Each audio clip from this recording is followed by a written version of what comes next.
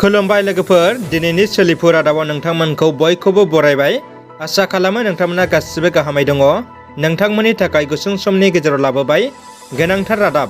गिबि रादाबाव दङ बिटिआरनि बायजोआव थानाय बर' बिजोंनि फेन्सार फोरोंगिरि गौथुमा दिनै डिब्रुगड़ मुलुगसोलोंसालियाव मिरु एबसुनि आफादगिरि मानगोनां मुर्शिद दिपेन बर'खौ लोगो हमनानै फेन्सार बर' बिजोंनि गासैबो जेंनाफोरखौ बिटिआर गोरोबथानि 6.3 दफानि गेजेरजों थाबैनो सुस्रांनांगौनि थाखाय गोसोखांनाय गथायदों। बि बयसनि गेदेर खौरां। जों बयबो मिथिगौ दि बि बयसखौ। बिथाङा आथिखालाव सासे जाखांफु मुंदांखा बयजोंबो सिनायजानाय इउटुबार। बि बयसआ गावनि आलादा रोखोमनि कन्टेन्टजों सुबुंफोरनि गोसोखौ जै खालामनो हादों। बेल' नङा, गावखौनो राफोद इउटुबार महरैबो दिनै खम समनि गेजेरावनो सिनायहोनो हादों। माखासे सान सिगां बि बयसआ गुवाहाटी नोगोरमायाव हाग्रानि मानसि जंगली फाग्ला रुपआव भिडिअ खालामदोंमोन।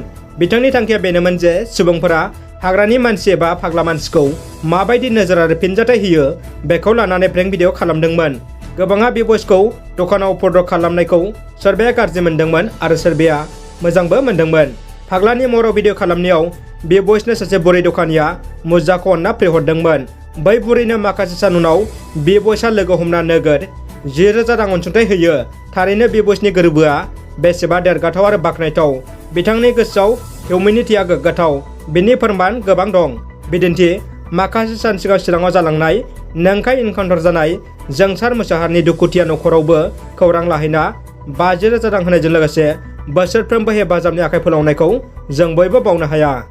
जरहाट नोगोराव साननि समावनो फरायसा दैदेनगिरिखौ बुथारनाय गिथावना जाथाया रायजो नाङै संखिखांहोदों। दासिम बुथारनाय जाथायजों लोब्बा गोनां गोबां सुबुंफोरखौ पुलिसआ हमबाय। बुथारजानाय लाइमोन आशु नेहा अनिमेश भुयानि नखरनो गिबि मन्थ्रि डक्टर हिमन्त बिश्व शर्मा बिथाङा 5 लाख रां अनसुंथाइ होनो फोसावबाय। लोगोसे नखरनि सासे सुबुंनो सरकारि साख्रि होनोबो खोथा होयो। बे मुगैथाव खारसि बिरसि जाथायखौ रायजो नाङै गोख्रों रावजों सोंखारिदों आरो जाथायजों लोब्बा थानाय गासै दुथांफोरखौ हमजोबना गोख्रों साजा होनो दाबि खालामदों। दासिम गिबि मन्थ्रिनि बिथोन बायदि आसामनि सोलोंथाइ मन्थ्रि रनोज पेगुआ दुखुथिया नखराव खौरां लाहैयो। दानिया फैदो गुबुन मोनसे खौराङाव। ब्रिटिशनि बारग' चिफ हाग्रामा महिलारनो बान्था होबाय। दुलाराय बर' माहारिखौ मुलुगाव सिनायथि होनाय, बर' माहारिबादखौ गोख्रों खालामनायाव मैखोमै बिफाव लानानै दैदेनबोनाय आरो बर' समाजारि बिथिंखौ गोख्रों खालामनाय दाफामनायाव गोबां बिहोमा होनायनि जुनै देग्लाय 2020 मायथाइनि थाखाय ब्रिटिशनि बारग' गाहाय मावफुं सोद्रोमा बिथां हाग्रामा महिलारनो जननेता पिम्बर देउरि बान्थाखौ होनाय जायो।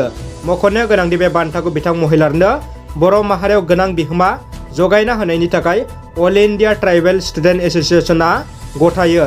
बिथांनि बे बान्थाखौ दिनै 30 नभेम्बर 2020 खालि गुवाहाटीआव गथायबाय होनना खौरां मोननाय जायो। मख'नो गोनांदि बे बान्थाखौ 2019 मायथाइयाव गिबियाव होदोंमोन आरो बान्थाखौ भीमकान्त बरुवानो होयो। बिनि उनाव नैथिखौ आसामनि बारग' गिबि मन्थ्रि तरुण गगैनो 2020 मायथाइयाव होदोंमोन आरो सोलिफु 2020 मायथाइनि बान्थाखौ ब्रिटिशनि बारग' चिफ हाग्रामा महिलारनो गथायनाय जायो। बिटिआरनि ना फिसिनाय बिफाननि एम राकेश ब्रह्मआ एसअपिडिनि बेंखनाव नानि आदार रानना होदों। बिटिआर ओनसोलाव ना फिसिनायखौ बांहोनो बे हाबाफारिखौ लायो बिथाङा। मुलाम्फायारिफोरनो नानि आदारखौ राननानै होयो बिटिआरनि एम राकेश ब्रह्मआ। डिब्रुगड़ इउनिभार्सिटि बर' बिफाननि दिनै मोनसे जारिमिनारि सान। दिनै गोबाव समनि मोनसे आंखाल आरो मिजिं सुजुनाया जाफुंबाय। डिब्रुगड़ मुलुगसोलोंसालिनि बर' बिफाननि बिल्डिंखौ बेखेवबाय।